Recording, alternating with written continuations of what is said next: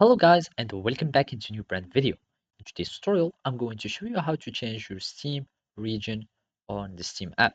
So make sure to watch the video to the end and follow these simple steps. So basically, there isn't much option that you can try to change your Steam accounts. The first one or region. The first thing that you can try is to use some billing method from other country or the country that you want to change your game. So basically, if we go to the store, let's just go back and basically whenever you are going to purchase any game, for example, this one, we click add to cart, for example, and you are going to purchase it for myself, you will need just to add your billing card or your payments method from another region.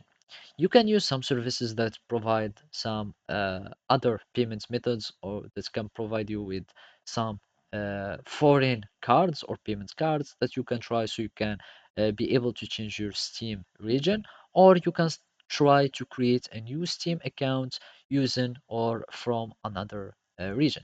So for that you will require a VPN, so you can just go to the Chrome and search for some extension or some VPNs, and you can use also some premium VPNs like Proton VPNs, or you can try some other VPNs that are not detectable by Steam, like the NordVPN and some other famous one. And after that, you will need just to go to Steam and create a new account. So let's just go to Steam and welcome to Steam. And here we need just to create a new account.